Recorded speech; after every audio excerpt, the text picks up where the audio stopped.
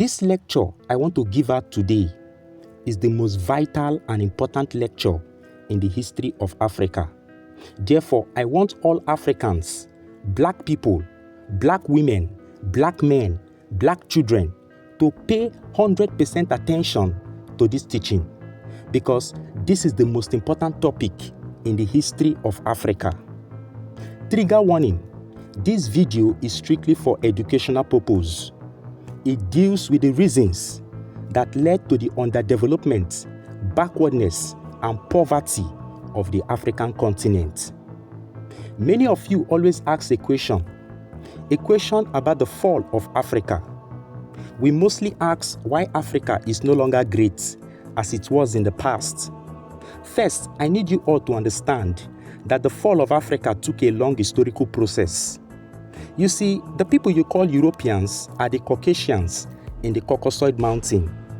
They were living in the ice during the Ice Age around 55,000 years ago after they evolved from the melanated black Africans who migrated and left Africa during the Great Migration. In the ice, there was no sun. They lived inside the cave, running away from wild beasts. They lacked fire because everywhere was engulfed with ice. They lived like barbarians who were scavenging for food in order to survive in the ice. They hunt animals and ate them raw without roasting or cooking because there was no fire. Whenever they ran out of food, they hunt each other for meal, and the weakest of them are used for food. These people were literally eating themselves, and this was the origin of cannibalism. They were very backward, warlike, and primitive, and this has always been their lifestyle. Now, you will likely ask, how come these people enslaved and colonized African people? Before we go into that, bear it in mind that there are two types of Africans: the Africans before slave trade and the Africans after slave trade. The Africans before slave trade were the first in the world to start the science of engineering, medicine, and astronomy 10,000 years before the continent of Europe was known in history around 833 BCE. Why did I say so?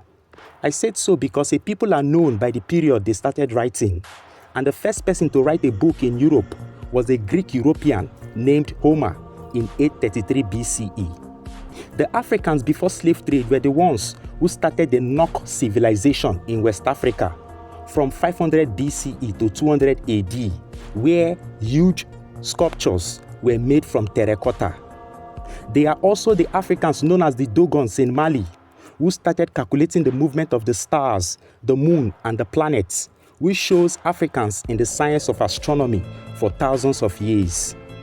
They also started the science of medicine, and the first medical doctor or physician in the world was not an European, but a black African Egyptian named Imhotep, who cured over 200 diseases, including tuberculosis, ampidensitis, and arthritis. In fact, Imhotep was declared the father of medicine. In fact, in Greece, in Europe, they worshipped him as the god of healing. This was thousands of years before Hippocrates was born. Africans were into the science of surgery.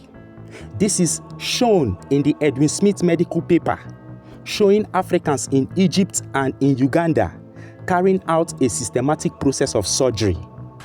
The first cesarean section in the world was conducted, was carried out, was implemented and executed by our African ancestors in Uganda over 2,500 years before the story of Adam and Eve, Cain and Abel.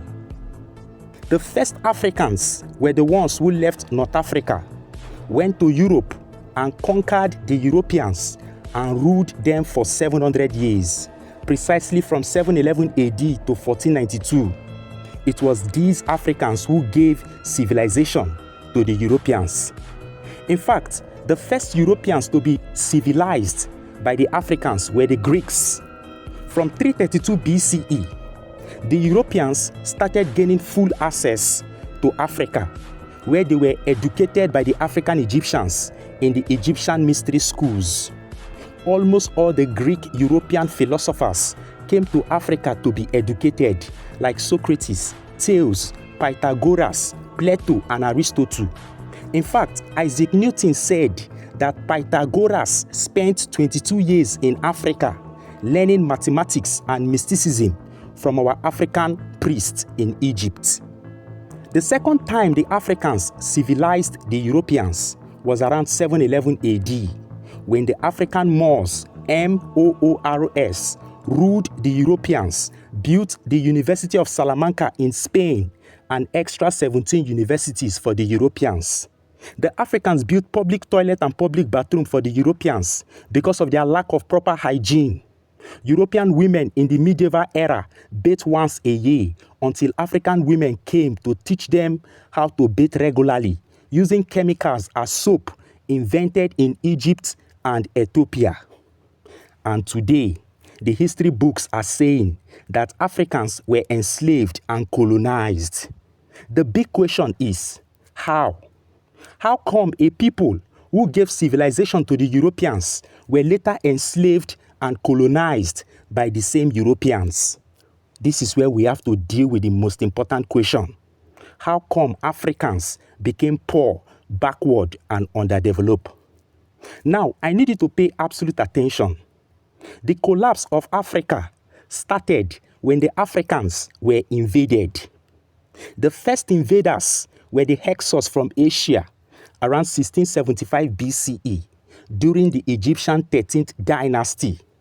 They ruled the African Egyptians for 108 years after plundering the civilization of the African Egyptians. The Greeks from Europe invaded in 332 BCE under Alexander the Great and ruled for 300 years. The Romans were the second Europeans who invaded in 30 BCE and ruled the African Egyptians for 600 years. And on December 639 AD, around the 7th century AD, the Arabs entered Egypt, invaded in 640, and conquered Egypt and North Africa in general in 641 AD.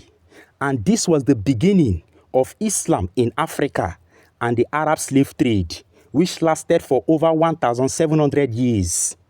Now, I need us to understand that the various invasion of the black race by foreign invaders marked the starting point for the collapse of African people.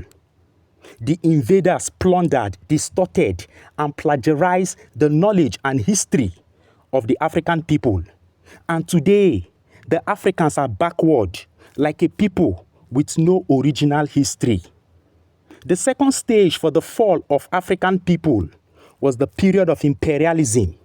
Now, what is imperialism? Imperialism is the economic and political control of the resources of poor and backward countries by a developed, rich country. You see, if you meticulously look at the concept of imperialism, it is mostly motivated by capitalism and economic exploitation.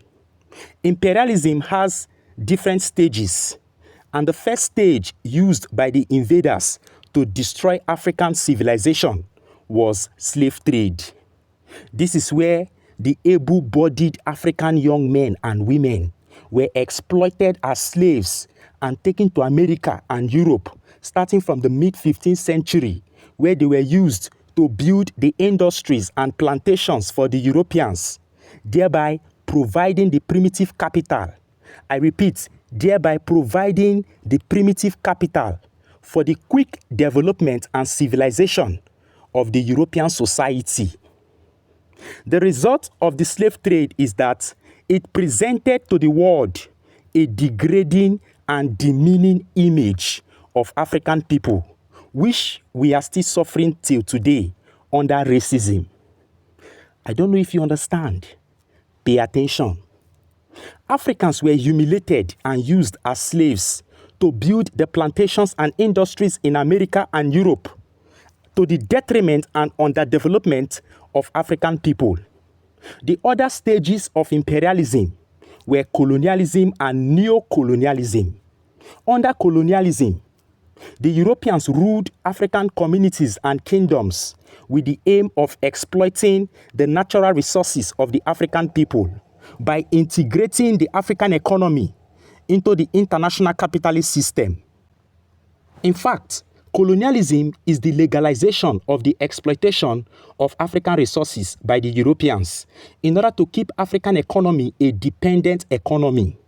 The last stage of imperialism as an European ideology used to exploit the African economy and its people is neocolonialism.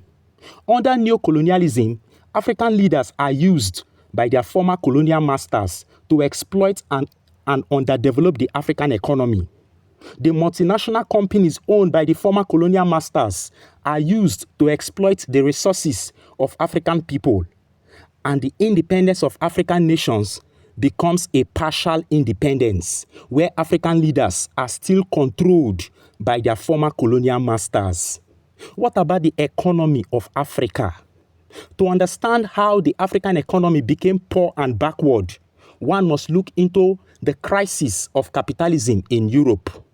Now, the capitalist system in Europe was the system that encourages exploitation and inequality and the ownership of private property, which is capital. And capital was the cause of class struggle in Europe. In Europe, those who own no property had only their labor power. The European peasants, who are the propertyless, who are the poverty class, were paid little only for food in order to come back the next day and work in the industry. The owners of private property were called the bourgeoisies. Private property, in this case, is capital, because capital is nothing else but wealth set aside for the production of more wealth. The bourgeoisies is a wealthy class who control the means of production. The means of production also means capital. In 1848, in his Communist Manifesto, the Jewish German thinker Karl Marx penned down a prophecy of an inevitable violent socio-political revolution that will bring down the capitalist system of exploitation in Europe. Karl Marx said, "The history of all hitherto existing societies is the history of class struggle." A violent socio-political revolution was boiling in Europe. The book is titled The Communist Manifesto, written in 1848 by Karl Marx. You see, the proletariat, that is the propertyless class, the peasants, the laborers, the working class, were so exploited by the bourgeoisies to the point where they see their production capabilities as different from themselves. They hated what they produce because they were exploited by their masters, by the bourgeoisies. Now, to avert the boiling revolution, European politicians, the bourgeoisies, the ruling class, through colonialism, exploited the African economy in order to improve the working conditions of the proletariat in Europe. Now you see where they started calling for the Berlin Conference from 1884 to 1885 to share Africa among European powers so that they can exploit the resources in Africa to improve the working conditions of the working class in Europe in order to avert the revolution. The thing is, African resources were cheaply bought and sometimes forcefully taken from Africans and sold back in an exorbitant price.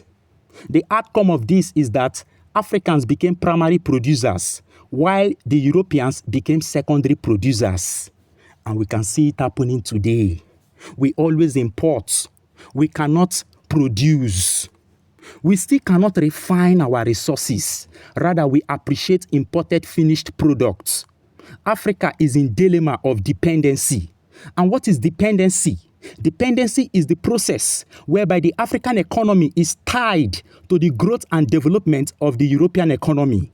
France, Britain, Italy, Germany will always exploit the resources in Africa. If not, their economy will collapse. The more Africa is underdeveloped, poor and backward, the more the European economy develops. During colonialism, the African economy was integrated into the international capitalist system, where the Europeans introduced their own European currencies by destroying the African local currencies. Our African workers were frustrated that they were not able to do anything based on the new currency that was invented. Our African workers were so frustrated that they had to pick up European jobs in order to get the new currency from the Europeans. The result of this is that the European currencies tied African economy to their own European economy. They built roads and established infrastructures during colonialism, not really to develop Africa, but to facilitate the exploitation of our natural resources. For instance, all the roads and railways built in the northern, western, and eastern part of Nigeria were built to exploit the groundnut in the north, the cocoa in the west, and the palm oil in the east. Go and check your Nigerian history. You will see everything I am talking about. Their Christian missionary churches worked closely with the European imperialists to keep Africans mentally exploited with the application of biblical verses. I will explain. The Christian missionaries from Europe preached to our African ancestors to love and cherish poverty. Africans are made to believe that it is very hard for a rich man to make heaven. This was what King Leopold II of Belgium told the European Christian missionaries in Congo to preach to the Africans in Congo. Try and buy the following books so that you will know much about the knowledge that has been hidden from us. Black man, knowledge is very important. Let's go of TikTok challenge and latest trend. What we need is knowledge. African women, Nigerian women, let's go of feminism. Today, if you scroll through social media, you will see Nigerian women, all they talk about is women this, man this, relationship that. We don't need all these things. What we need is knowledge. Let us acquire knowledge. We promote and give relevance and attention to people who are not educating us. But those who are educating us, we show this nonchalant, recalcitrant, and I don't care behavior. Now, I want us to get the following books. These books, if you want to buy them, they are only in soft copy PDF. Send a message to my inbox if you want to buy these books. 1. The Destruction of Black Civilization. The Egyptian Book of the Dead and the Papyrus of Ani. This is the first holy book in the world before the Bible and the Quran. The Untold History of the Black Race and the Fall of African Civilization. The Books of Enoch. The History of the Black Woman. The African Origin of Civilization, and many more. I repeat, if you want to buy, my inbox is open. They are all in PDF soft copy.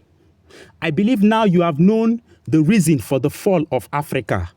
The first one is invasion, later imperialism, and we have stages of imperialism, slave trade, colonialism, and neocolonialism that has led to the backwardness, underdevelopment of the African continent. Peace.